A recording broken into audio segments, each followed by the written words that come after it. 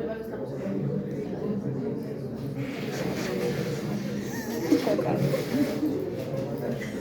Dios mío. Doctora Yoari, no sabía que usted también se puede pagar. Ya que estamos enfermos, hablemos de enfermedad. ¿Qué entendemos por inmunidad? La clase de hoy va a ser una clase introductoria.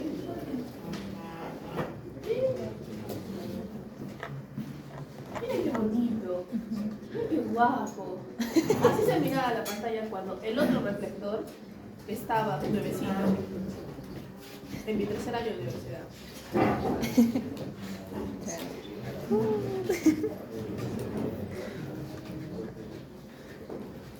Bien. Entonces, inmunidad significa protección. ¿Sí? Inmunitas específicamente es un término que ustedes conocen muy bien. Está acuñado a la protección de los senadores romanos y que hasta el día de hoy para los congresistas tienen como concepto. Como concepto, por lo tanto, inmunidad implica protección contra todo agente externo dañino. Obviamente que en el caso del sistema inmunológico no necesariamente tiene que ser algo dañino para el cuerpo, pero sí puede ser algo que considere ajeno.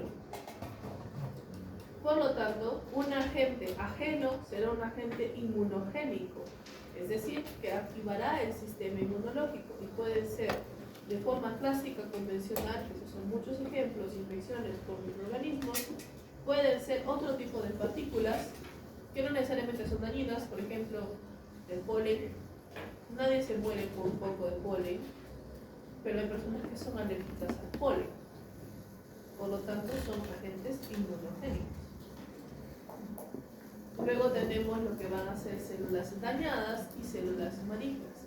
Es decir, el sistema inmunológico podría reconocer en una primera instancia lo que son células cancerígenas, saber de que hay algo malo con ellas, o también células dañadas, es decir, las células apoptóticas, sea que estén muriendo, apoptóticas están muriendo de forma programada, por tanto hay que limpiar, o que hay un daño que las está matando, entonces ya no son apoptóticas, son necróticas, y que también tenemos que eliminar. Como muchas cosas dentro de las ciencias de la salud, la inmunidad era un concepto intrínseco más que explícito desde los albores de la misma. Porque no por una gripe común nos vamos a morir todos. Y no que la gripe común ha surgido recién a partir del siglo XXI. Antiguamente se creía que a los niños de menos de 5 años en la Edad Media no se les ponía nombre. ¿Por qué? Porque moría. Porque era muy probable que murieran por debajo de los 5 años. Entonces decían así básicamente, pasas de los 5 vas a vivir. Me encariñaré contigo. Y le ponen nombre. Si no, ya pues chispotes, ya ni modo, pues esa es la vida, ¿no? Igualmente con los ancianos. Normalmente, en el caso, por ejemplo, de... Creemos mucho que en la Edad Media se morían jóvenes los que iban a la guerra. Ya sea porque sobrevivían a la guerra y luego se morían de la gangrena, ya sea porque morían en la guerra, ya sea porque morían por la peste negra. Pero si nada de esto pasaba, podían vivir tranquilamente hasta los 70 años, ¿no? Entonces, algunas enfermedades sí eran para, como dicen las jirafas, cavar un hueco e irte a morir. Obviamente, a partir de los años 20, empezamos a hablar de antibióticos, como la penicilina, a hablar de técnicas antisépticas mucho mejores, a desarrollar vacunas mucho más específicas y con mayor capacidad de inducir memoria celular, y por lo tanto ya no entendemos a la inmunidad como lo mismo. Ya no nos preocupan ciertas enfermedades, ahora nos preocupan, por ejemplo, enfermedades autoinmunes, lo que implicaría de que el sistema inmunológico es un sistema que requiere de un equilibrio muy fino, ¿no?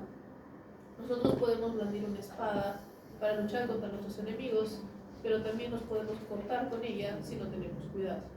En ese sentido, por lo tanto, también podemos generar otro tipo de enfermedades.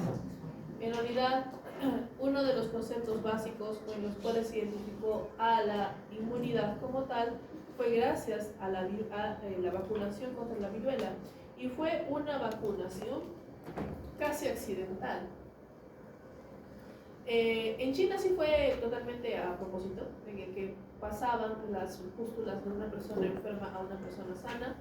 Obviamente las pústulas tenían que haber pasado por un tratamiento que ligeramente las mate para que no estemos pasando la enfermedad. Y esto les generaba una cierta inmunidad. Pero también se dio cuenta de que más o menos alrededor de 1700 se observaba que las mujeres que trabajaban con vacas, si trabajaban rebaños y todo eso, y si a la vaca le daba viruela vacuna, que era completamente normal, bueno, no normal, común, había un problema de zoonosis, significa de que a las personas también les podía dar la viruela vacuna, salían verruguitas y todo, pero no era una enfermedad letal como es la viruela humana. Lo curioso es de que se dan cuenta de que aquellas personas que habían sufrido viruela vacuna ya no les daba viruela humana. Por lo tanto, si yo tomaba las verrugas de la viruela vacuna y se las inoculaba a otras personas, podría inmunizarlos. Este experimento fue realizado por Edward Jenner, se considera el padre de inmunología moderna, en 1798. Práctica en realidad bastante funable, porque lo que hizo es agarrar a un niño, ponerle primero la verruga de la viruela vacuna y luego, a propósito, infectarlo con una enfermedad casi completamente letal, que es la viruela humana, para ver si sobrevivía. Sí, las normas de ejercicio que no nos permitirían que sobreviviera. Lo importante es que se logró. Y luego, gracias a Pasteur y Koch, tenemos ya lo que son los principios de las enfermedades infecciosas, cómo es que entran las bacterias, quiénes lo producen, y también los procesos de la vacunación. Y hoy en día, gracias al descubrimiento del ADN y las técnicas moleculares, producto en 1960, es de que la inmunidad ha avanzado a gran medida, que ha pasado de ser solamente un concepto celular y microscópico a ser un concepto molecular, es decir, a entender los mecanismos moleculares por los que el sistema inmunológico es activado y regulado. Y eso también ha llevado a que desarrollemos otras técnicas ya englobando problemas mucho más complejos. Por ejemplo, el uso de cultivo celular, anticuerpos monoclonales y ADN recombinante. El ADN recombinante es un ADN manipulado, introducido en una célula para producir algo en específico, por ejemplo, anticuerpos monoclonales. Y si se acuerdan del capítulo de genética del cáncer en biología de genética molecular, los anticuerpos monoclonales eran un medicamento utilizado en células cancerígenas para volverlas más susceptibles a la quimio y a la radioterapia. No estamos hablando de inmunidad, pero estamos utilizando el sistema inmunológico a nuestro favor. Y de la misma manera, tratamos de crear otro tipo de moléculas que inhiban procesos perjuiciosos en base al sistema inmune, como son las enfermedades autoinmunes, ¿no? De las cuales podemos tener una gran variedad: artritis, artrosis, esclerosis, etc., ¿no?, que destruyen a los tejidos. Muy bien, entonces vamos a ver algunos conceptos básicos que seguramente los han visto en mayor o menor medida. Primero tenemos a la inmunidad innata y la inmunidad adaptativa. Entonces, yo pienso de que el tema de inmunidad innata adaptativa ya lo han visto, aunque sea un poquitito en fisiología. Porque ahorita están con fisiología 2, ¿no? ¿Y la 2 en qué empieza? Endocrino, o sea, están a las últimas. Ya han hecho inmunológico, ya han hecho renal, cardíaco. Entonces, ¿qué es la inmunidad innata? Rápido que lo hacemos. Lo dice su nombre, innatos, en nuestro nacimiento, desde nuestro nacimiento. Es una inmunidad preexistente que va a ser heredada por nosotros a partir de nuestros padres, a partir de procesos evolutivos, y que va a ser el primer punto de partida a protección del cuerpo. La inmunidad innata no tiene que haber estado en contacto con un patógeno anteriormente para poder atacarlo. Piénsenlo de esta manera. Si ustedes deciden abrir un negocio, pongamos un banco. ¿Un banco puede existir sin guachimanes? No. Porque se me roban todo. Siempre tiene que estar ahí, ¿verdad? Entonces, es un concepto que relacionamos. Un banco tiene que tener guachimanes. Y en este caso, la inmunidad innata va a tener ciertas características muy prácticas. como es la primera respuesta, tiene que ser la respuesta más rápida. También, como es la primera respuesta, tiene que ser la respuesta menos específica. Es decir, es la primera que dice, ¿eres amigo o enemigo? No se detiene a corroborarlo. Si tiene ciertos factores que le digan que sí es enemigo, ataca. Eso implica, por lo tanto, de que las células del sistema de la inmunidad innata son capaces de reconocer con un número limitado de receptores celulares varios tipos de microorganismos. Y es lo lógico, porque no es tampoco que tengamos microorganismos tan diferentes y que viéramos en varios planetas. Las bacterias van a tener pared celular, sea una pared celular mayoritaria de mucopolisacáridos, sea una pared celular mayoritaria de peptidoglucanos. Sea lo uno, sea lo otro, solamente nos quedamos con lipopolisacáridos y peptidoglucanos. Por lo tanto, mientras eso exista, la inmunidad innata lo va a reconocer, ¿no? También tenemos lo que van a ser en general diferentes componentes que van a ser barreras químicas, físicas, celulares y humorales que van a actuar para tratar de eliminar este patógeno lo más rápido posible. Imagínense que se pinchan con una aguja. ¿Se les va a caer el dedo por gangrena? No, locura, ¿verdad? Nuestro sistema innato es capaz de eliminar a los microbios por ese pinchazo en 48 horas, ¿no? No es algo serio. Incluso, veamos más lejos, un corte en la mano. ¿Necesitamos que me inyecten antibióticos, me manden al hospital, esté en UCI, que me voy a morir? No, creo que la mayoría ni antibiótico ni crema se pone. Simplemente lávale, alcohol, ya oxigenada para los valientes, una curita y con no es plata, y si no la dejan al intemperie que se quede así, ¿no? Y eventualmente se cerrará y se cierra, ¿sí? ¿Se les cayó la mano de gangrena? No se les cayó. Sistema inmunológico innato. Bien.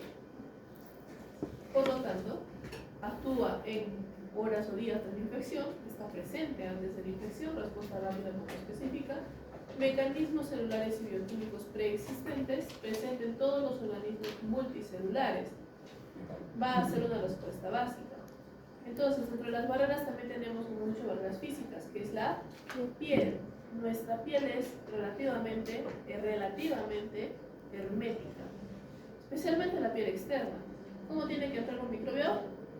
Por una herida, ¿no? Por una irritación que afecte a las células, si no, no ingresa nunca. Ustedes ahorita miran su piel como que estuviera limpia, pero ahorita hay un montón de microorganismos encima. Ustedes agarran y hacen esto encima de una placa de cultivo, de gas nutritivo, va a crecer todo un bosque, solamente con hacer esto. El mundo está lleno de microbios. Lo siento para los que tienen OCD. El mundo está lleno de microbios, ¿sí?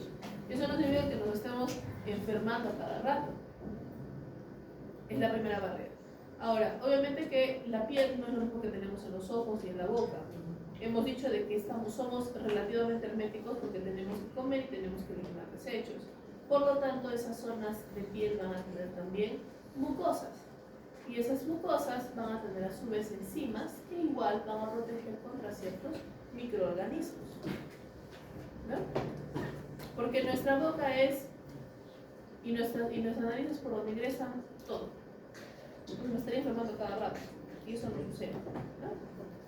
Es más, creo que todo niño, no sé por qué, pero todo niño entre los 2 y 5 años se mete todo a la boca. De mil maneras. Hay gente que ha comido tierra.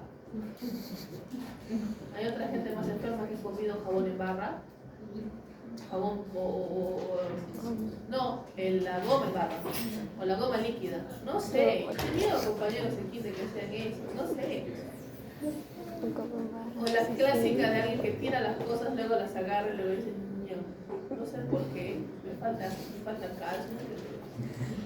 Pero o chibolos que han agarrado una fresa, saca del piso, se las comió, la clásica, ¿no?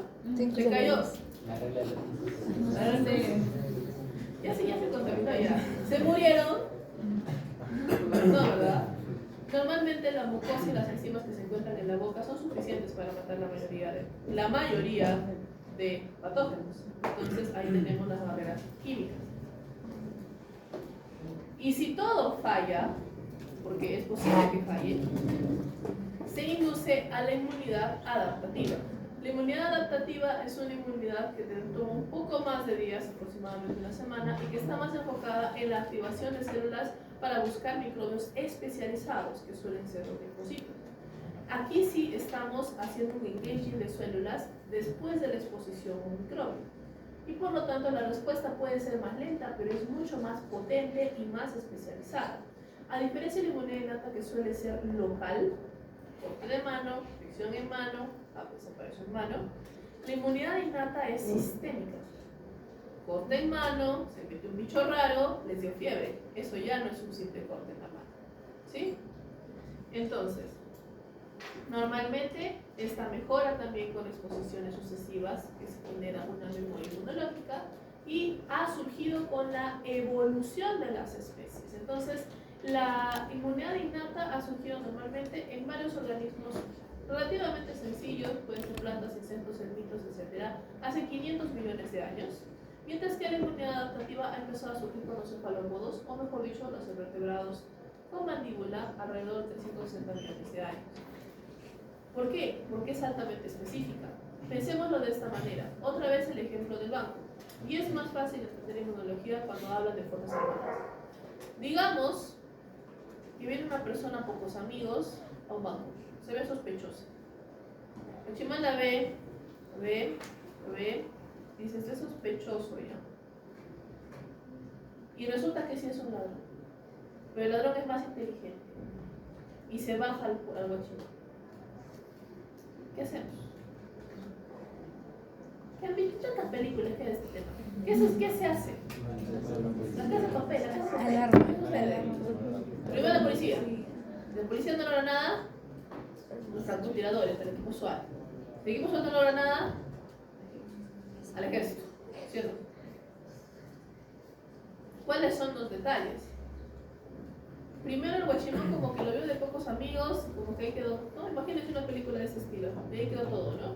Pero para cuando esté entrando el equipo SWAT, están diciendo, no, esta persona se llama así, se llama asá, ha tenido 7 robos, ya ha estado encarcelado 2 meses por robo armada, que no sé qué, le sabemos la vida a este señor, ¿no? Perfecto. Normalmente la inmunidad innata, como hemos dicho, es general, reconoce algo malo, lo ataca. Pero cuando entra la inmunidad adaptativa, la inmunidad innata es la que empieza a darle intel a la inmunidad adaptativa y le presenta el patógeno a modo de antígenos. Por lo tanto, las células de la inmunidad adaptativa ya no van a buscar cualquier cosa que se le parezca, lo van a buscar a él. Y lo van a buscar a él en todo el cuerpo, no solamente en donde empezó la infección, en todo. Por eso es de que se demora más, porque necesita inteligencia, necesita que estén formados para atacar este patógeno. Y algo mucho más interesante, al final del día quedan células, llamadas células de memoria, que ya se acuerdan de este patógeno específico. Si lo vuelven a ver, dicen tú otra vez y lo vuelven a matar. ¿Sí? ¿No? Bien. Hemos hablado acá. Entonces, bajo ese criterio, normalmente la inmunidad innata siempre es la primera línea de defensa. Y cuando la inmunidad innata falla, activa la inmunidad adaptativa. Conclusión, es un proceso secuencial. Ahora, obviamente tiene que existir un proceso de autotolerancia, que si no también nos atacaríamos a nosotros mismos. Y normalmente este se ha dado por un proceso evolutivo. Ahora hablemos de la inmunidad adaptativa. La inmunidad adaptativa se caracteriza por ciertos tipos de células.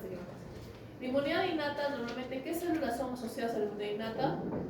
Fagocitos, es decir, los que comen otras cosas, que pueden ser células dendríticas, monocitos, su forma digievolucionada, que son los macrófagos, basófilos, mastocitos, eosinófilos. Todos tienen ¿qué? Capacidad de comer o capacidad de liberar gránulos digestivos o citotóxicos que destruyen las células afectadas. Mientras que la inmunidad adaptativa normalmente la asociamos a los linfocitos, entre los cuales tenemos linfocitos T y linfocitos B. ¿Cómo acordamos de linfocitos T?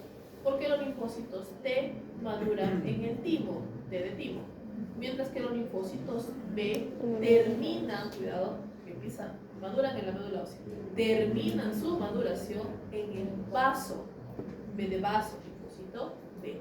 ¿Ok? Muy bien. Entonces, ¿qué características tiene la inmunidad adaptativa y por qué es algo tan sorprendente evolutivamente? En primer lugar, especificidad y diversidad. Hemos dicho de que es altamente específico. De una sola bacteria, pongamos el ejemplo, pueden surgir varios antígenos. Es decir, viene una célula dendrítica, se la come, la hace pedacitos y salen antígenos, pedazos de proteínas, conjuntos de aminoácidos, que podrán ser reconocidos por los linfocitos en lugares clave llamados epítopos. Si un antígeno tiene unos 50 aminoácidos, estamos hablando de un epítopo de unos 5 o 10. ¿Sí? Lo que hace que... ¿Ustedes se acuerdan del Flynn Rider de Rapunzel? Que siempre se quejaba por sus 1000 letreros de Se Busca y todos con caras relativamente diferentes. Algo similar sucede acá, pero acá sí funciona. Nuestro patógeno tendrá muchos letreros de Se Busca diferentes, porque son muchos antígenos que formaron parte de sus proteínas. Pero al final todos los caminos llegan a Roma, es decir, todos van a atacar al mismo lugar. Esa es la especificidad. Aunque sea uno solo en todo el cuerpo, lo va a encontrar. ¿Sí? Y no lo va a confundir con otra cosa, en el mejor de los casos, ¿no? Y otro es la diversidad. Entonces, existe un concepto que se conoce como la selección clonal y la expansión clonal. Una teoría acuñada en 1950 y tantos por...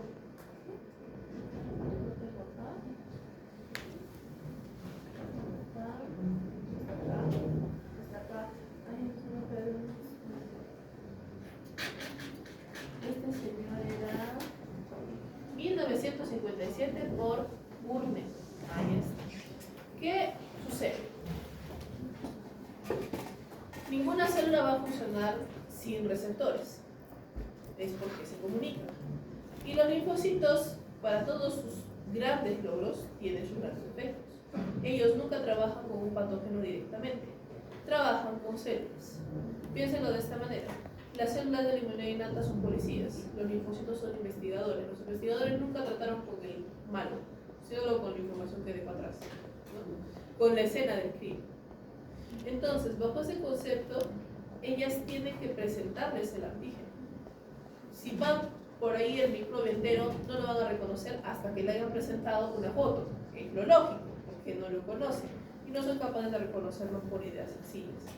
Por lo tanto, bajo este caso tenemos que presentarles los antígenos. ¿Y cómo vamos a hacer para que este antígeno, que supuestamente está fuera del cuerpo, sea reconocido estructuralmente por el receptor del linfocito que debe tener entonces o que debe encajar en su posición? Existe el proceso que es la selección clonal y va de esta manera. Los genes encargados de producir los receptores de los linfocitos pasan por varios procesos de splicing alternativo. Ustedes se acuerdan que era el splicing alternativo, ¿no? Y mutaciones somáticas para generar todas las posibles combinaciones de aminoácidos que puedan encajar con el antígeno. Entonces, aminoácidos no tenemos infinitos, tenemos un número muy reducido. Por lo tanto, tenemos unas combinaciones limitadas. Lo que hace el cuerpo es generar al azar todas las combinaciones posibles para que cuando ven un antígeno, dentro de todos los linfocitos que ha sacado con una combinación diferente, uno le encaja. Y si uno le encaja, se activa. Y si se activa, se expande. Expansión clonal. Ahora, obviamente que no nos vamos a llenar todas las combinaciones. Estamos hablando de 10 a la 17 combinaciones. En el cuerpo habrá aproximadamente unos 10 a la 8, ¿no? Pero ya 10 a la 8 es suficiente combinación. Eso significa de que siempre estamos listos y preparados para todas las combinaciones de aminoácidos posibles, de todos los antígenos posibles. No implica de que hagamos memoria todavía, pero que sí estamos como que preparados a tomar el caso cuando lo veamos. ¿Sí? Muy bien.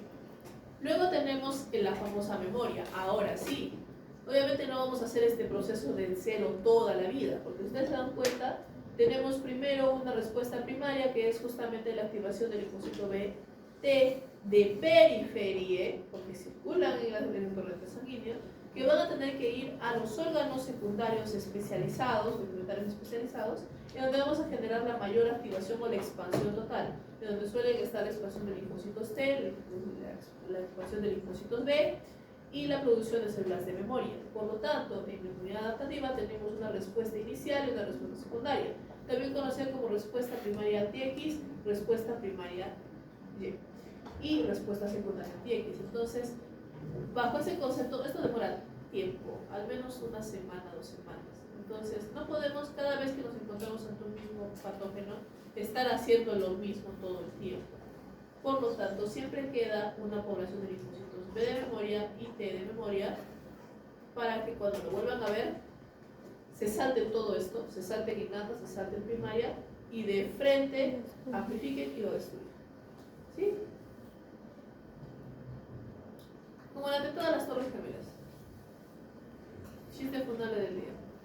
Una vez lo vieron y nunca más se vieron. Entonces, esto es muy importante porque nosotros sabemos, gracias a fisiología y histología, que el timo con los años se deforma, se degrada, se hace fibroso, ya no tiene actividad. Eso implicaría que con la edad ya no tendríamos timocitos, que son los linfocitos T. Pero eso no sucede. Hasta la adolescencia generamos nuevos timocitos, pero a partir de la adultez, esos timocitos nuevos son reemplazados por linfocitos T de memoria. Si bien no podemos producir nuevos, ahora tenemos un directorio cada vez más grande de enfermedades de las cuales protegernos. Obviamente las limitaciones es de que si viene una enfermedad completamente nueva de la COVID, todos caen, ¿no? Pero bajo otras circunstancias, la vida también nos da experiencia y esa es los linfocitos de memoria. Ahora, obviamente debe existir también otro concepto que es la tolerancia. Entonces, pensemos un poquito, si nuestros receptores, los receptores de los linfocitos no activados, también llamados de vírgenes o naïf de inocente en inglés, producimos todas las combinaciones posibles de aminoácidos, eventualmente algunas darán con nosotros, porque nosotros también somos proteínas de aminoácidos, ¿no? No podemos atacarnos a nosotros mismos. Significa de que existirán mecanismos en los cuales, si identificamos que uno de estos linfocitos tiene un receptor para algo que sería nosotros, se elimina y ya no usamos esta población clonal. Si encontramos otros, se elimina y ya no usamos esa población clonal. Solamente quedan las que sabemos que no van a interactuar con nosotros. Eso se denomina tolerancia y selección, positiva y negativa, ¿no? Obviamente la tolerancia es un concepto un poquito complicado porque en algunas personas se nos chispotea, se nos escapan unas cuantas poblaciones y generan en menor medida lo que conocemos como una alergia, que los alérgenos son patéticos. Da igual. Entonces los alérgenos son patéticos, no son cosas letales, que polvo, pelo de gato, pluma de pájaro, polen, gluten, lactosa, eso no nos va a matar, pero somos alérgicos. Entonces, es algo a lo que nunca debimos reaccionar en una primera instancia. Y en el peor de los casos, empezamos a reaccionar como algo peligroso, como factores, por ejemplo, de los condrocitos. Si afectamos a condrocitos, afectamos a cartílagos, es una artritis. ¿Sí? Entonces ahí entramos en las enfermedades autoinmunes. Ya la cosa se complica un poco, ¿no? Ahora, como hemos dicho, la inmunidad adaptativa es sistémica. Ya no estamos hablando de un solo proceso, engloba todo, engloba los linfáticos, sistema linfático, vaso, timo, hígado, placas de Peyer, amígdalas, placas en los folículos linfáticos.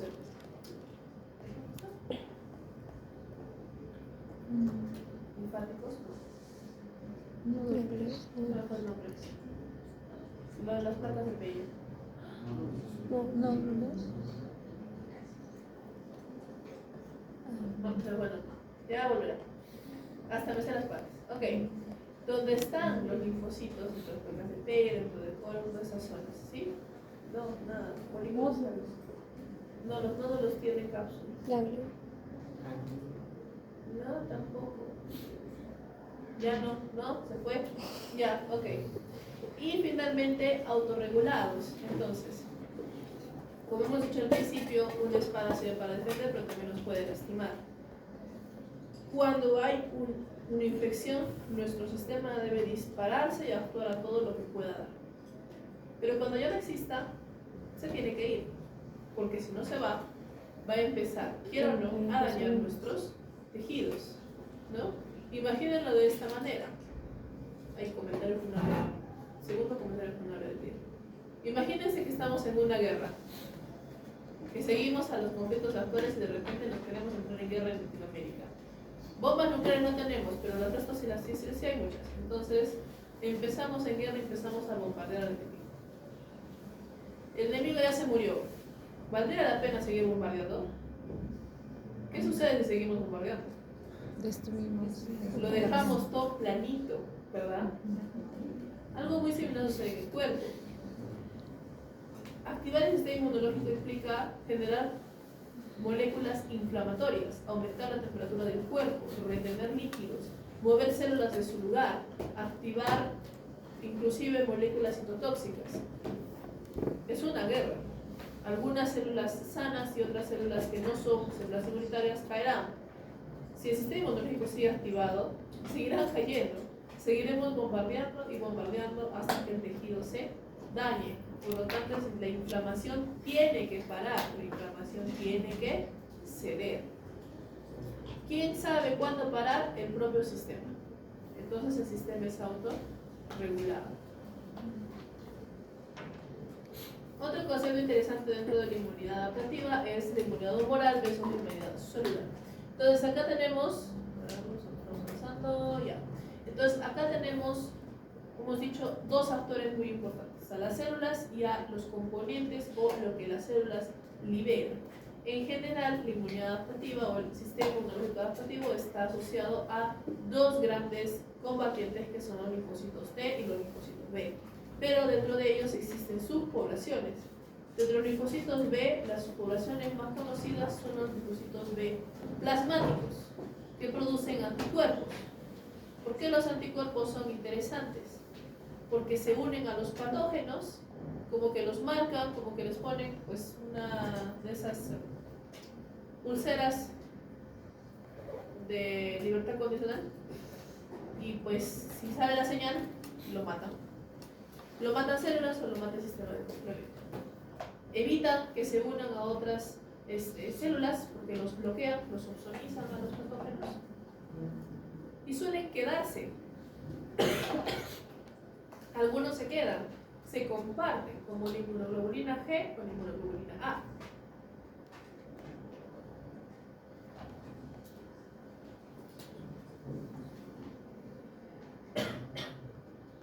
Aparte de ellos, existen otras moléculas como las citocinas y las quimiosinas. Entonces, en el cuerpo no podemos hablar, pero tenemos que comunicarnos. Las citocinas son moléculas que pueden viajar a través del torrente sanguíneo, casi como las hormonas. Técnicamente son tipos de hormonas porque son proteínas, que van a reclutar y que van a activar a células inmunológicas de forma sistémica. Ellos son los que permiten que todo este proceso sea sistémico.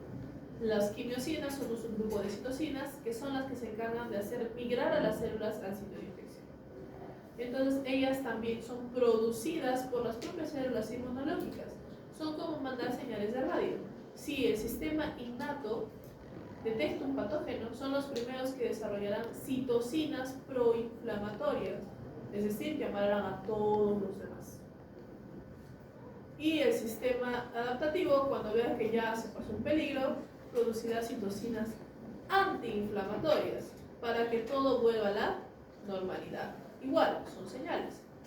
Y adicionalmente tenemos a las células que son linfocitos B, productoras de las moléculas, los linfocitos T, que tenemos también subgrupos, algunos van a ser familiares, como los TCD4, que son los cooperadores, o los T-helper, también los denominan, es más fácil decir como que cooperadores. cargador. Los CD8, que son citotóxicos. Los Treg o T reguladores, que son encargados de disminuir la inflamación. Y así sucesivamente.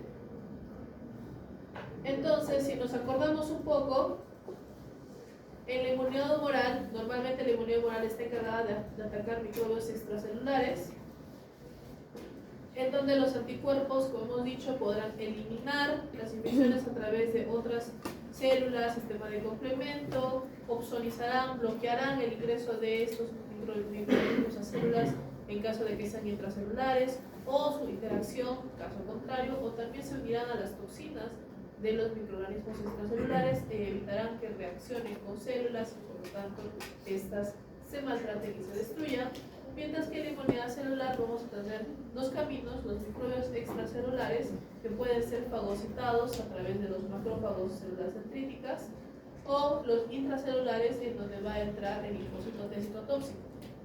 Como hemos dicho, los linfocitos no interactúan directamente con los microbios, interactúan con células. Sea que el linfocito T helper active la fagocitosis tanto en macrófagos como en neutrófilos para destruir a estos microbios externos, sea que el linfocito T citotóxico mande señales a una célula infectada para que ésta se destruya a sí misma y con ella se vaya el patógeno.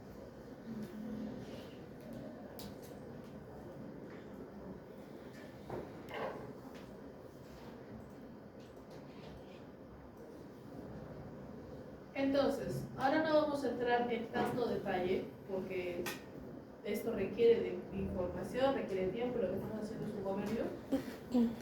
Normalmente, cuando tenemos, por ejemplo, algunas características especiales de los linfocitos, tal vez ustedes hayan escuchado de las células presentadoras de antígeno, donde la célula presentadora de antígeno por excelencia es la célula dendrítica.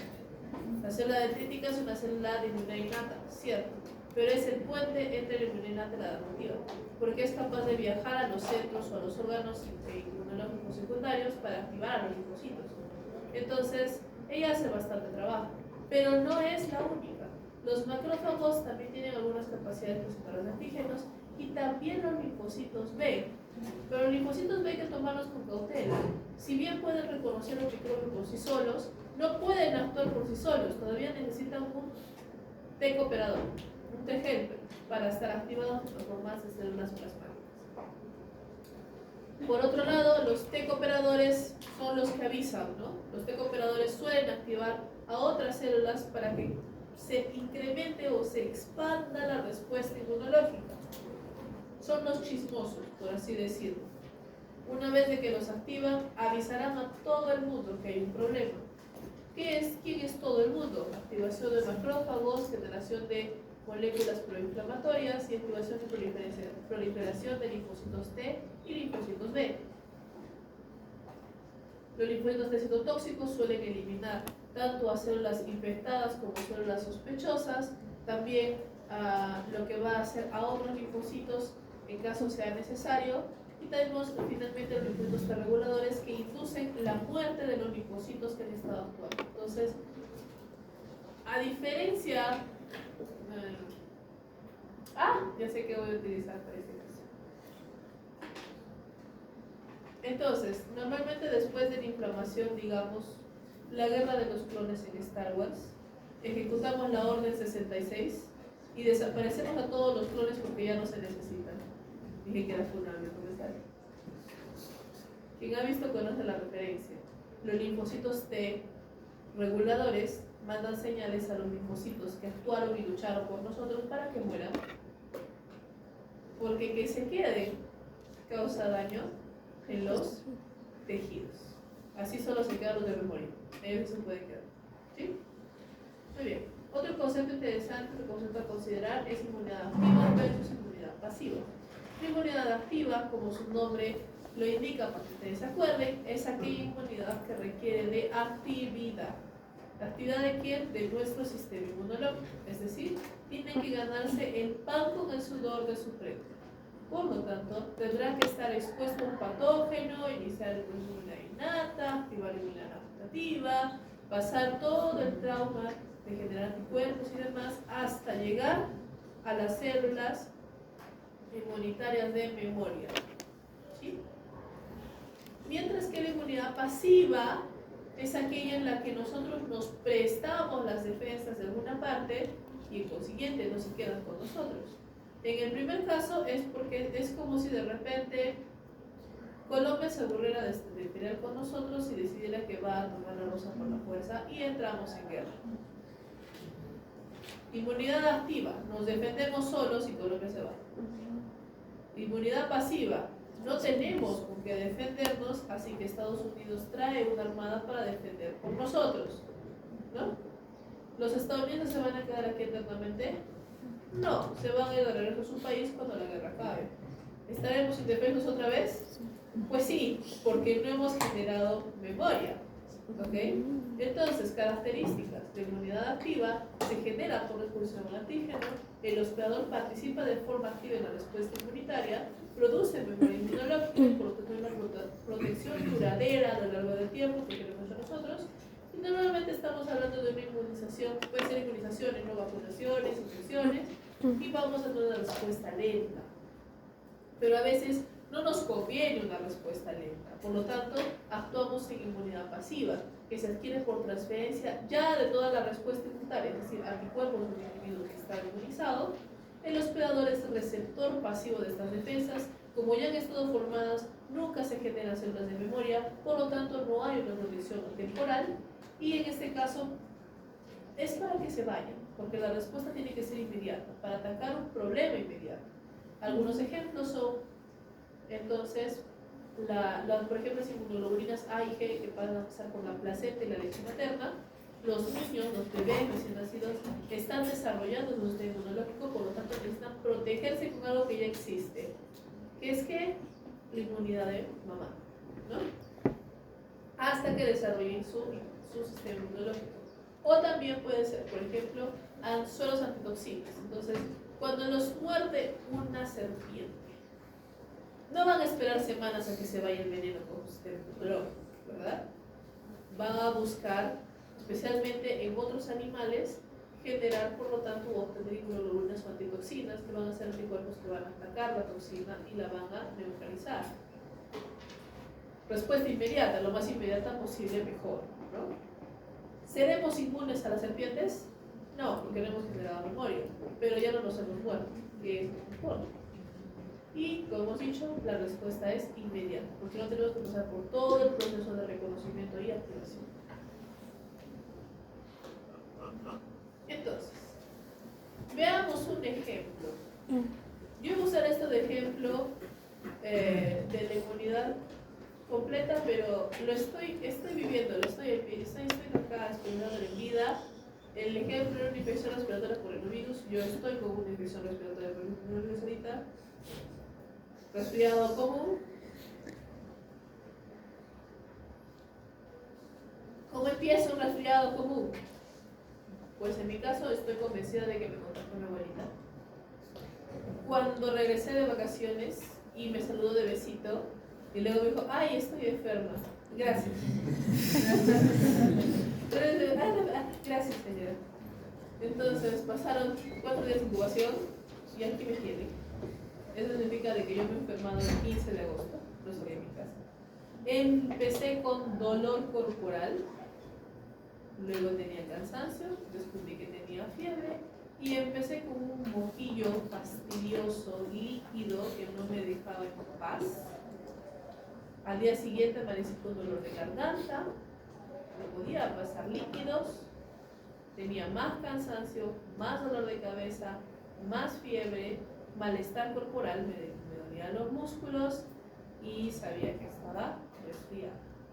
Hoy por hoy estamos día martes, ya han pasado 4 días, el virus está bajando y sí, me siento mejor, no me duele la garganta, todavía tengo moquillo, pero es controlable, no tengo dolor de cabeza, no tengo fiebre. Hablemos. Primer punto, el besito de la abuela. Hemos roto barreras, ¿sí? No es el hecho del besito, es el hecho de que entre lo que comí, entre lo que me usaba la cara, o ese clásico chiste, ¿no? Al día nosotros nos tocamos la cara 200 veces. ¿Sí, verdad? No podemos dejar la cara en paz. Entonces, en ese paso corremos el patógeno. Ingresa a boca, ingresa a fosas nasales, atraviesa mucosas. Aquí estoy. Empieza la inmunidad innata, recuerden que es la primera. En mucosas vamos a encontrar especialmente lo que son macrófagos, uno que otro neutrófilo, linfocitos B tipo B1, que van a reconocer al microbio y van a tratar de matarlo. Obviamente van a empezar a desarrollar moléculas proinflamatorias, prostaglandinas y piréticos. Es un pirético. Que produce la fiebre. Efecto de la fiebre junto con la prostaglandina. Que dije que primero me sentía aletargada, con fiebre, dolor de cabeza. Clásicos efectos de un proceso inflamatorio inicial. Siguió su ciclo. Pasamos a la adaptativa. Significa de que las células dendríticas reconocen el virus, se lo llevan a los linfocitos son activados. Inmunidad adaptativa. Y ahora ellos empiezan a actuar. Día 2, día 3. ¿Dónde estoy? En plan, que me sigue doliendo la cabeza, sigo con fiebre. Se me irrita la garganta y no puedo pasar, está completamente inflamada. La inflamación se ha exacerbado. ¿Por qué aquí? Porque por acá tenemos las placas de la amígdala. Es un centro inmunitario secundario. Obviamente que se va a meter al peligro. Voy a retener líquidos. Voy a sentir el cuerpo aletargado por el aumento de temperatura. El aumento de temperatura es un mecanismo de defensa. Si el virus vive a 37, con más se muere, ¿no? En plan de que nosotros aparentemente podemos soportar más. Estrategia negada, porque tomé Panadol desde el primer día, así que no tengo fiebre. Luego, pasamos entonces a la destrucción de esas células. Si yo no me cuido y me sigo cambiando de temperatura, no tomo líquido, no trato de contener la inflamación, esa inflamación puede dañar tejidos y hacer que sea susceptible a las bacterias que se encuentran en la mucosa pulmonar. Lo que ustedes conocen como pasar por respirador común, una infección respiratoria. Y algunas personas muy susceptibles a ello. Entonces estoy entrando en el proceso de baja de inflamación. ¿Sí? Viral, ¿necesito antibiótico? No, lo único que tengo por delante es controlar los síntomas hasta que mi cuerpo haga lo suyo. ¿Y qué es mi cuerpo haga lo suyo? El sistema inmunológico engorde. ¿Generaré defensas contra esta cepa? Sí. ¿Los he contagiado a todos ustedes? Probablemente. ¿Me volveré a contagiar de lo que tienen ustedes? Ya no. ¿Por qué me vuelve a dar gripe? Porque el rinovirus es altamente mutable. No me está dando del mismo rinovirus, me está dando de otro. ¿Sí? Muy bien. ¿Hasta aquí alguna pregunta? ¿Quieren break? Sí. Ya.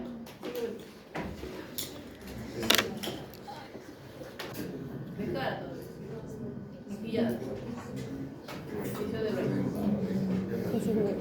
Muy bien. Vamos a pasar ahora sí, porque hemos acabado el introducción, vamos a pasar a las células del sistema inmunitario típico, ¿no? Entonces, más que nada vamos a enfocarnos ahora con lo que son células efectoras, porque existen células de sostén, ¿sí? Que normalmente vamos a encontrarlas, por ejemplo, en órganos como el timo o el vaso, que van a ser células residentes de tejidos, pero que van a ayudar a la activación de los leucocitos o de los linfocitos, dependiendo de qué estadio de la inmunidad estemos.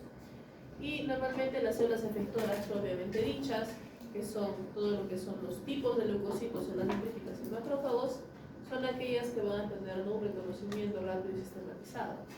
Entonces, acá hemos puesto que tiene un origen común de las células troncales hematopoyéticas, o también conocido como hematopoietic stem cell, ¿sí? Células madre, encontradas en la médula ósea, especialmente en adultos, que suelen encontrarse en un tejido embrionario en un momento de formación, solo que estas se reducen a ciertos huesos planos en la médula ósea.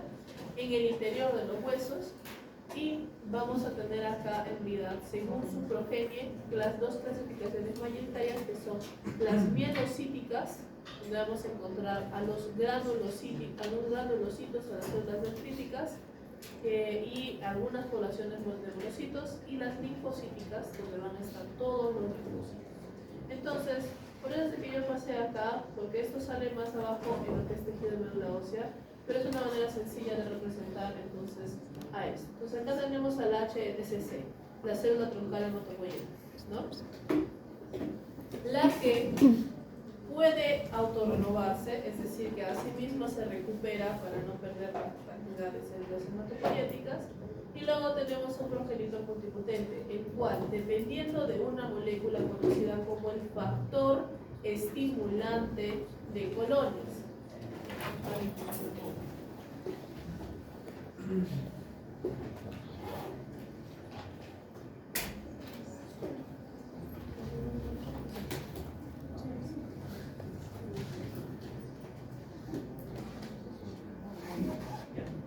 Factor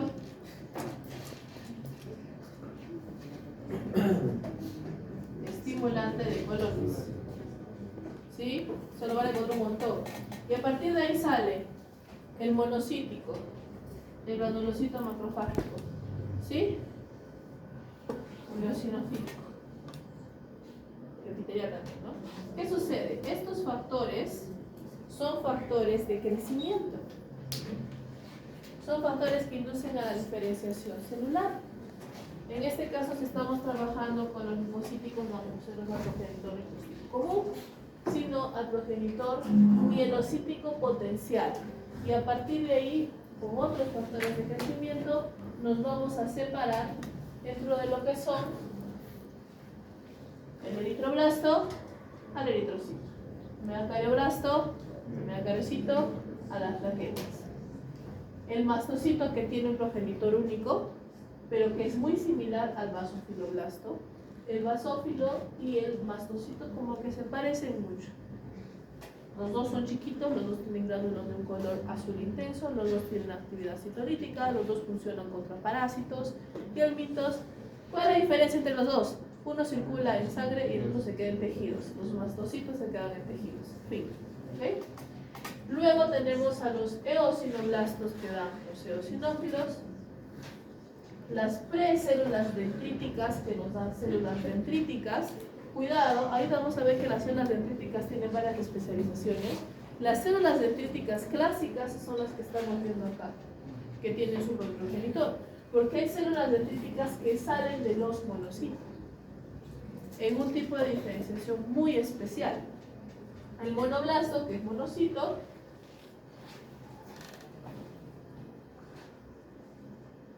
mieloblasto, que es neutrófilo, y finalmente los progenitores linfocíticos o linfoblastos, que primero vamos a tener a los prolinfocitos TB, prolinfocito natural killer y prolinfocito ILC, que van a pasar a prelinfocito T, prelinfocito B y luego al linfocito T, linfocito B. El linfocito natural killer es uno de los pocos linfocitos que se encuentran en inmunidad innata, es un progenitor aparte de los otros dos, tiene actividad citotóxica y va a actuar en la inmunidad innata. Y el pro-ILC, que es su contraparte antiinflamatoria, que también va a estar involucrada en la inmunidad innata. ¿Sí?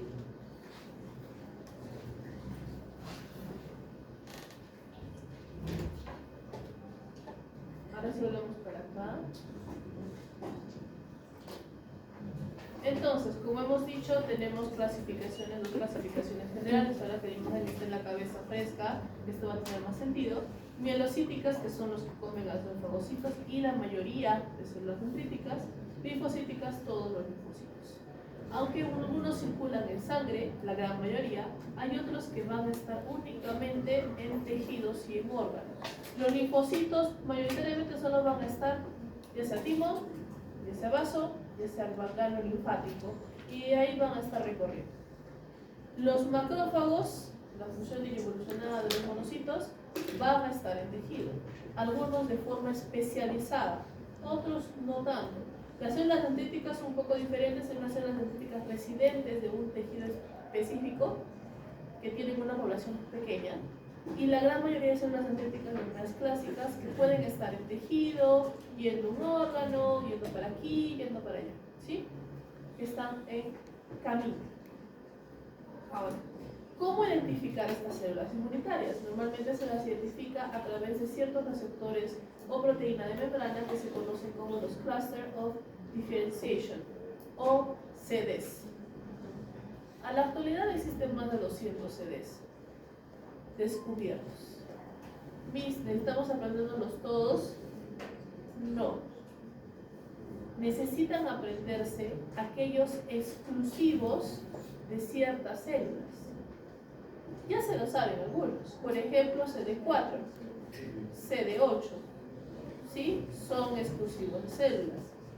CD19, CD45, CD11, y estamos entrando en unos cuantos más. Todos tienen funciones específicas, ¿sí? Eso sí les va a tener que pedir, al menos para el examen. Ya después se pueden olvidar. Entonces, los marcadores CD en realidad pueden ser compartidos en ciertas poblaciones celulares. Por ejemplo, CD45 son todos linfocitos punto aparte. Pero también nos pueden ayudar a clasificar ciertos leucocitos. Es más, nos permiten ayudar a clasificar y separar, por ejemplo, linfocito activo, linfocito virgen, prelinfocito. Nos ayudan a predecir monocito, macrófago intersticial. Nos ayudan a decir célula dendrítica, nos ayudan a decir monocito, que hay células dendríticas que no son monocitos. Nos ayuda a decir inflamatorio, antiinflamatorio, y así podemos seguir. ¿Sí? Hay algunos CDs que tienen funciones muy específicas y que nos ayudan a entender qué proceso se está dando en qué tejido y por qué. Por lo tanto, en la función dual, por diferencia con los celulares, participan directamente en funciones inmunitarias también y pueden ayudarnos a diagnosticar inmunológicamente, porque hemos dicho dónde están, por qué están y cómo están. Y también son ya las terapéuticas de tratamientos en algunos casos, cuando algunas poblaciones no deberían estar ahí y queremos desaparecerlas, podemos desaparecerlas identificándolas a través de sus cluster of differentiation, ¿no? Muy bien, como hemos dicho, tenemos células inmunitarias dentro de lo que se llaman fagocitos, los que se comen a otras células. Tenemos a los neutrófilos, los monocitos y los macrófagos. Tenemos a los mastocitos, basófilos, que se parecen mucho, y a los eosinófilos, que no se van a comer células per se, pero sí van a liberar sus gránulos como si fuesen granadas para destruir células, todo tipo de células. Estamos hablando de células chiquitas y células grandotas, que son las conocidas como los parásitos. Hay parásitos unicelulares, son enormes, ¿sí? Tan grandes que los pueden ver con un simple microscopio 40X, ¿no? Ya han hecho análisis de orina, ¿verdad? ¿Ya? Entonces, no, en análisis de heces no se encuentra más parásitos. Muy raro. Bueno, dale, sigamos. Luego tenemos a las células dendríticas, que acá no se confundan, no significa de que estas vengan de los cromocitoides, solamente es porque no me traba. Existen 4 poblaciones: las células dendríticas clásicas, las plasmocitoides, las derivadas de monocitos y las células de Langerhans, que se encuentran en la piel. Entonces, son tipos de células dendríticas. Como hemos dicho, las células dendríticas clásicas son las que se encuentran en mayor proporción, mientras que las especializadas, como las plasmocitoides, Langerhans y monocitos, hay menor proporción. 1 y 2, las de monocitos van a ser por una activación inmunitaria. Las de Langerhans y las plasmocitoides se van a quedar en su tejido para actuar casi como células de soporte. ¿Okay? Y luego tenemos a los linfocitos, que pueden ser los linfocitos T y B, son los más sencillos del mundo. Entonces pasemos a los fagocitos. Entre los fagocitos, como yo, tenemos a lo que van a ser neutrófilos, monocitos y su versión evolucionada, los macrófagos. Entonces, los fagocitos, como hemos dicho, tienen la función de ingerir y destruir microbios y tejidos dañados de muchas maneras. Por ejemplo, los macrófagos y los monocitos tienen la capacidad de estirar sus bracitos, abrazar a su a su microorganismo, hacer una vacuola, internalizarlo, y luego esa vacuola, por ejemplo, puede fusionarse con un lisosoma, peroxisoma, lo deshace, ¿sí? Y se lo comió. Los neutrófilos tienen la capacidad de hacer mitosis, trabajan como las llamas, escupen una especie de red de matriz extracelular y eso jala a su núcleo. Como sapitos, ahí están, como sapitos. Entonces tenemos diferentes ejemplos, ¿no? Pero, ¿cuál es la secuencia de lo que trabaja? Primero, suelen ser reclutados a la zona de infección si no es que ya están ahí. Van a reconocer al patógeno normalmente por sus receptores generales. Recuerden que esto sucede en la inmunidad innata. Entonces son receptores que van a reconocer cosas comunes entre diferentes microbios. Para ser un poco específicos, este tipo de receptores se denominan los famosos TLRs o Toll Like Receptor, que seguramente los han escuchado en gran o menor medida. Lo reconocen y se los comen. Luego viene la fagocitosis, como hemos dicho, internalización, y luego viene la destrucción de microbios. Ahora, cuando comen a estos patógenos, es como si se activara una alarma de humo.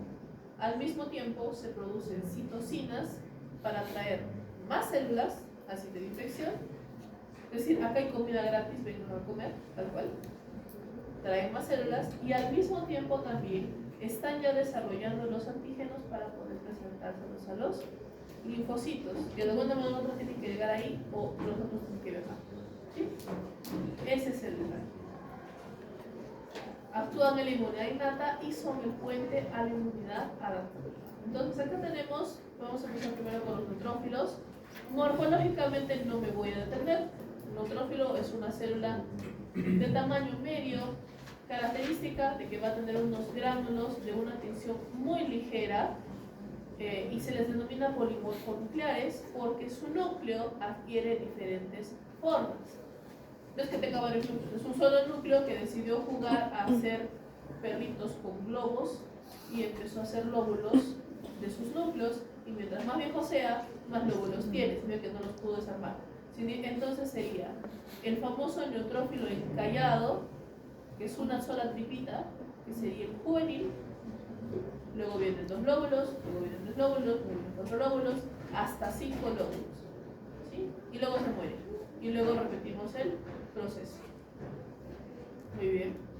Entonces, ahora, los neutrófilos se producen en la médula ósea y luego van y son normalmente circundantes y son mayoritariamente circundantes en sangre.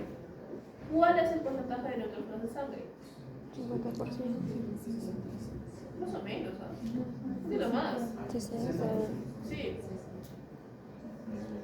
Normalmente los gránulos que tiene van a ser enzimas como lisosima, colagenasa, elastasa. Lógico, como hemos dicho, se comen a los patógenos, tiene que hacer comérselos con algo. Normalmente se producen varios al día, 10 a la 11 por día. Tienen un tiempo de vida relativamente corto, 5 días en sangre y en tejidos unos 2 días, y van a estar asociados a la fagocitosis de microbios, especialmente los opsonizados, es decir, los abrazaditos, secreción de gránulos, y luego también, como hemos dicho, como sapitos, generan trampas extracelulares llamadas NET, por medio de la netosis, botan y se lo recogen. ¿Sí? Muy bien. Hay que mostrar acá. Nada más. ¿Sí? Luego tenemos a los monocitos y los macrófagos.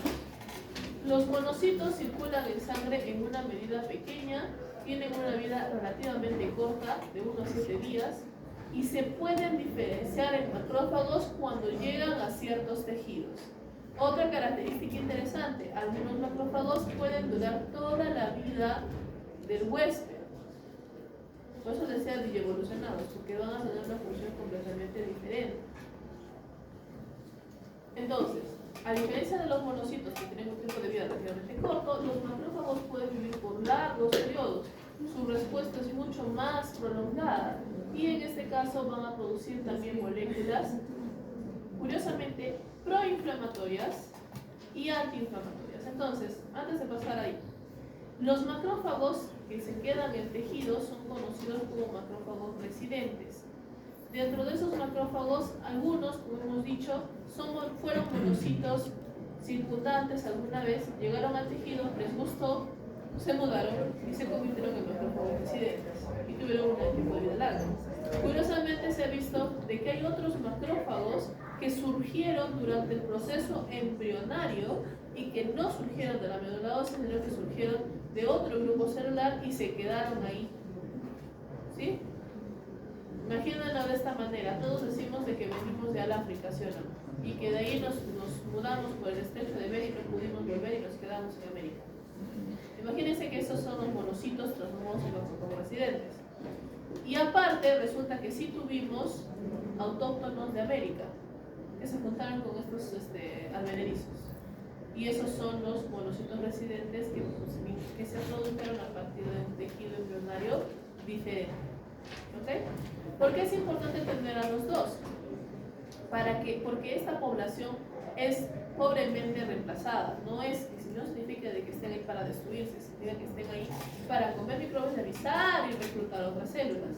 Normalmente estos monocitos podrán ser, estos macrófagos podrán ser, por ejemplo, los macrófagos alveolares o los macrófagos de la microglia que se encuentran en el tejido neuronal, que están de apoyo, que no tienen por qué ir a ningún otro lugar. Ahora, acá este libro está saltando. Estoy tratando de seguir el libro hacia la misma distancia, pero luego me pasa a los macrófagos y me van a... Ya, hablemos primero, vamos a ver si acá tengo monocitos.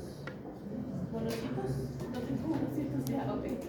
Hablemos un poquito más de los monocitos. Entonces, dentro de los monocitos vamos a tener diferentes subpoblaciones, dentro de las cuales, como los monocitos van a reconocer patógenos, van a tener receptores como el MSH tipo 2, que es el complejo mayor de compatibilidad, lo vamos a ver después, CD11B, CD86, y los monocitos clásicos, como esos son los circundantes en sangre. Bien. Ahora sí a los macrófagos. Ahora, los macrófagos, a diferencia de los monocitos que suelen ser proinflamatorios, los macrófagos se ha descubierto que tienen dos subpoblaciones, aparte del hecho de que sean residentes, denominados M1 y M2. Los macrófagos M1, que normalmente suelen ser macrófagos producto de monocitos, son proinflamatorios. Activación vía clásica. Mientras que los M2, también activados por monocitos, por activación alternativa, son reestructuración y reparación celular, por lo tanto antiinflamatorio. Otra vez, M1, proinflamatorio.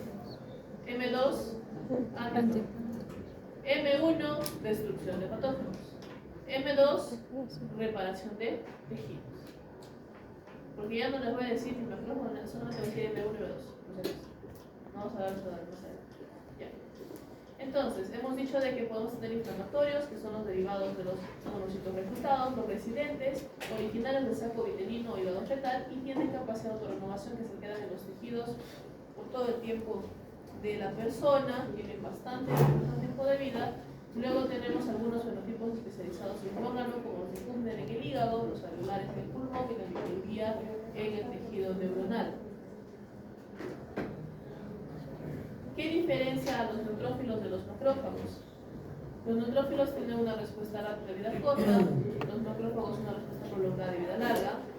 Los neutrófilos tienen un núcleo muy particular multilobular, gránulos con enzimas microbicidas, mientras que los macrófagos tienen un núcleo mononuclear y las respuestas son reguladas más que nada por reconocimiento de receptores y activación de genes. En los neutrófilos no residen en tejidos sanos, solo están en circulación sanguínea, mientras que los macrófagos son residentes tisulares, especialmente en los que son de origen fetal. Los neutrófilos actúan en 1 o 2 días en tejidos y luego se mueren, mientras que algunos macrófagos pueden quedarse todo el tiempo en una determinada tejido, incluso autorrenovarse, es decir, reemplazarse a sí mismos.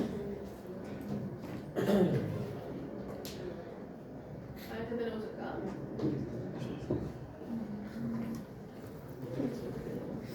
Ah, no. Hablemos de las funciones de los macrófagos. Entonces, ¿qué tanto pueden hacer los macrófagos? Por algo se les llama los bioevolucionados.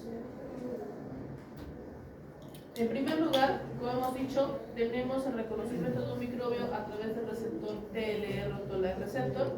Cuando esto se produce, lo que va a hacer es destruir al microbio a través de ciertos componentes como las especies reactivas de oxígeno del óxido nítrico y otras enzimas citolíticas, y al mismo tiempo, como ya detectó un microbio, va a avisar a todo el mundo que hay un microbio, por lo tanto genera citoquinas proinflamatorias. Y este tema, el capítulo 3, lo vamos a ver más adelante, pero esto va a recurrir. ¿Cuáles son las citoquinas proinflamatorias más conocidas? El factor de necrosis tumoral TNF, interleuquina 1, interleuquina 6, interleuquina 12. ¿Sí? Y por lo tanto, el engagement de la inmunidad adaptativa. Si no es eso, tenemos a citocinas, como el interferón gamma, que es una citocina producto de una infección vírica. En este caso, si también está ahí, igual, va ahora no a comerse a los virus, porque los virus son intracelulares, se va a comer a las células con virus. Mismo camino, oxidasa fagocito, y finalmente vamos a tener otra vez producción de moléculas proinflamatorias. Segundo caso, fragmento de complemento. Acá estamos entrando en la inmunidad humoral. Hemos dicho que la inmunidad humoral es todas aquellas moléculas que también detectan patógenos, ya sean anticuerpos, ya sean factores del complemento. Acá tenemos a los dos. Factores del complemento, esta cosita en forma de Y es una inmunoglobulina, un anticuerpo, y ya ha detectado su microbio. Igual, en ambos casos para receptores específicos, que no le vamos a aprender los nombres ahora, va a absorberse este conjunto, este complejo, y otra vez se va a destruir. ¿Sí? Citocinas, acá tenemos más citocinas. Lo curioso es de que acá esta IL4 y IL13 ya no son citocinas proinflamatorias, son citocinas antiinflamatorias. Y el macrófago va a producir colágeno y factores angiogénicos, es decir, reparar tejidos. Ya se está acabando todo, se está acabando la guerra, hay que reparar las cosas. En algunos casos, de un proceso antiinflamatorio más regulado o constante, es decir, un engaging constante de los macrófagos alveolares, esta reparación tisular se convierte en fibrosis, es decir, producimos fibroblastos de más y se transforma en fibrosis. En algunos casos es terrible, no debería pasar. ¿Okay? Y finalmente, tenemos algunas moléculas de células que se están muriendo, independientemente de si sea una bacteria intracelular, un virus intracelular, una célula vieja, un problema de que alguien se raspó la rodilla, no importa. Si la célula se está muriendo, no se puede quedar ahí como basura. Viene el macrófago, la encuentra muriéndose y también se la come. Limpia. ¿Sí? Igual, fagocitosis de células apoptóticas para la homeostasis celular y reducción de la inflamación. ¿Por qué? Porque cuando una célula se muere, libera moléculas que activan la producción de citocinas, que no puede pasar. Entonces, para reducir la inflamación. En realidad, los macrófagos tienen muchas actividades y por eso es de que es importante que sean residentes tisulares, que se queden en los tejidos. Ahora vamos a pasar a los mastocitos, basófilos o cinófilos. Entonces, ya, mastocitos.